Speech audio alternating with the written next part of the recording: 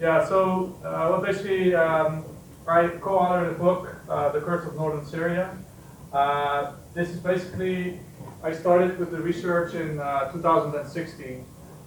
Actually, I've been going to northern Syria since let's say 2013, but I've been already following the Kurds actually before that, because already in, I think around 2006 to 2005, I was already following basically the Kurds. So for this book, me and Harriet were basically assigned to do this research.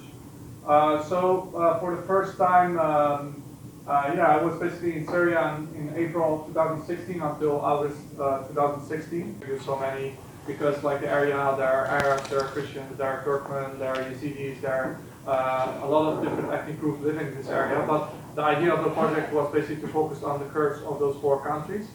So that's why the surveys, I did 180 surveys about identity and politics.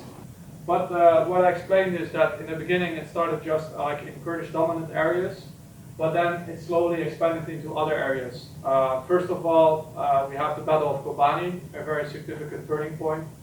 During the Battle of Kobani, the Kurds finally got support from the US to fight against ISIS. And at this point they were basically empowered by the support from the United States, and this made it possible for them also to liberate other areas, because then there was like a close cooperation between the US and, let's say, the YPG, and this made it possible for them to basically also take other areas. Like, for instance, they started to kicked out, for instance, ISIS from Tel Aviv. Then there was like the operation for Manbij. So basically, this very strong US relationship made it possible for, let's say, the Kurds, but actually that's like a little bit of a problem. Like we see now also with this whole conflict, we always talk about the Kurds.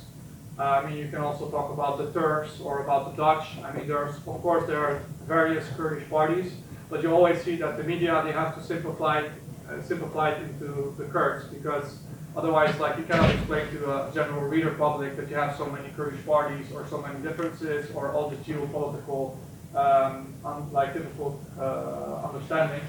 So that's why it's always in the media, it's either presented as the Kurds, or you have the Turks, you have the Arabs, you have the Christians, but in reality there of course are very different political groups. I mean, there are different Kurdish political groups, there are different, actually there's a lot of different political groups among the Christians, because you have people saying they're Syriac, you have Assyrians, you have Armenians, and then you also have different, you have the Syrian opposition, you have when the Syrian rebellion started, you had like hundreds of different rebel groups, you had secular ones, you had Islamist ones, you had like jihadist ones, and I mean there were like people that got a job by showing which rebel group was controlling which area, and you had like certain analysts, but basically the only thing they were doing is like which rebel group is this and which rebel group is that, because it was like so much fragmentized, like the Syrian opposition. What also I found very interesting from the surveys, that a lot of people were sort of happy also that they could finally talk in Kurdish. They were also sort of happy with the security, like a lot of people they associated the administration with security. And also another thing that came out a lot is that women's rights. So I didn't talk about that so much, but we all know that the women fighters, they got a lot of attention in the media. So this is something new. What happened is that they implemented women's rights. They tried to ban polygamy, they ban like underage marriage, they have female fighters, they have also a co-chair system, so every institution you go to, there's a woman and a man. And that's why when we did the survey, you saw that a lot of people also associated the administration system to women's rights, because they tried to change the system there. They were always excluded from the political process, let's say the international political process. And also there were several attempts actually by the SDF to talk when Trump said, I'm going to leave, like the SDF talked with Damascus. But Damascus doesn't want to have the self-ruled area also.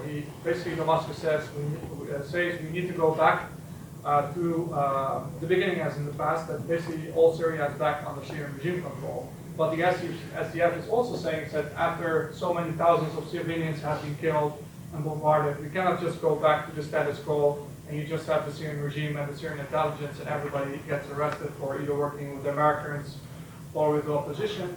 like there needs to be autonomous area. And this is also why that now Turkey is attacking, that you, for instance, have Arabs in Arab majority areas like Deir ez-Zor and Raqqa,